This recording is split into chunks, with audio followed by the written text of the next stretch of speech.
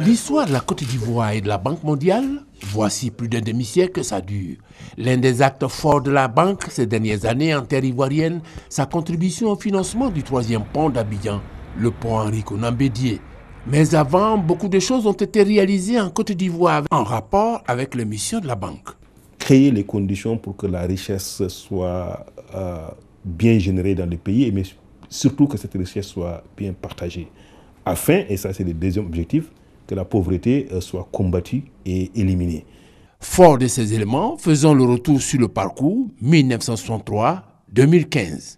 1963, Henri Konan Bédié, alors ambassadeur de la Côte d'Ivoire aux États-Unis, signe l'accord de coopération Côte d'Ivoire-Banque mondiale en compagnie de George Woods, quatrième vice-président. Avec cet accord, la banque s'engage à intervenir dans les secteurs clés de l'économie ivoirienne en pleine expansion dans la fourchette 1960-1979.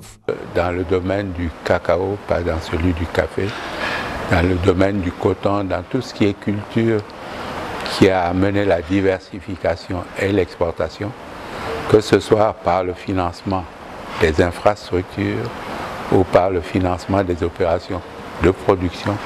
Et la Banque mondiale est intervenue de manière positive. Les impacts de cette période sont aujourd'hui palpables. C'est grâce à VIA que j'ai fait tout ce que vous voyez là. Même les dalles qui est là, même la voiture qui est là, même le personnel qui est là. Et regarde, tas de hommes ce matin, mais ce n'est pas tout, hein. Il y en a qui, quelque part. Quand j'ai planté mon évier là, j'ai construit, comme ce que vous avez vu. Il m'a aidé vraiment que j'ai construit. À cette période baptisée, à juste titre celle du miracle ivoirien, a succédé une phase de récession avec l'avènement de l'ajustement structurel qui a marqué négativement les populations. À l'origine de cette opinion et les polémiques suscitées, les mesures appliquées aux États africains qui connaissaient des difficultés économiques et financières comme la Côte d'Ivoire. Ces moments qu'on a appelés périodes d'ajustement structurel étaient tout simplement de recentrer les débats autour de quelles sont les fonctions régaliennes de l'État pour que l'État puisse se concentrer sur ça et soit un véritable acteur de développement. Et deuxièmement, quelle est la capacité réelle de l'État à soutenir par ses propres moyens un certain nombre d'activités ou bien à promouvoir un certain nombre de réformes pour élargir, n'est-ce pas, sa capacité budgétaire. Cette phase de remise en l'état de l'économie ivoirienne a duré de 1979 à 1993. Fait notable, c'est sur cette période que la banque a consacré les 2/3 de ses investissements en Côte d'Ivoire au développement. D'ailleurs, la banque sera d'un précieux secours après la dévaluation du franc CFA survenue en 1994.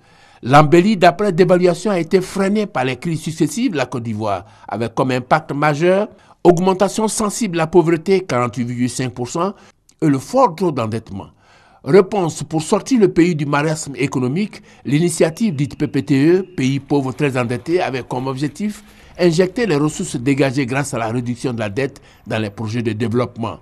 Dans le cas de la Côte d'Ivoire, ce sont environ 6 000 milliards de francs CFA. Aujourd'hui, la Côte d'Ivoire est dans une phase ascendante et les contributions de la banque sont les plus significatives des bailleurs de fonds. Le groupe de la Banque mondiale est premier au niveau des engagements des multilatéraux en Côte d'Ivoire. Ça, c'est le premier point.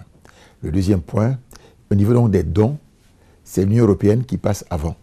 La Banque mondiale, c'est 26% des dons. Vous voyez, l'Union européenne fait plus. Nous sommes satisfaits, très satisfaits, de l'appui donc, du coup, de la Banque mondiale au niveau de la Côte d'Ivoire. De 1960 à ce jour, ce sont 230 projets qui ont été réalisés pour plus de 7 milliards de dollars. Argumentaire de cette sollicitude singulière, la Côte d'Ivoire est un laboratoire pour l'institution.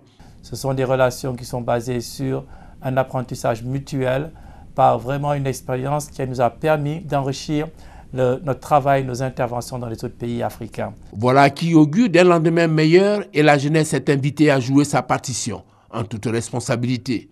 Je voudrais inviter les jeunes ivoiriens en particulier à prendre connaissance de ce que la Banque mondiale fait en Côte d'Ivoire, mais surtout de venir à la rencontre de nos staffs qui sont nombreux. Nous avons à peu près 20 nationalités présentes dans notre bureau d'Abidjan. Ça montre que la Banque mondiale est accessible à tout le monde et surtout accessible aux Ivoiriens.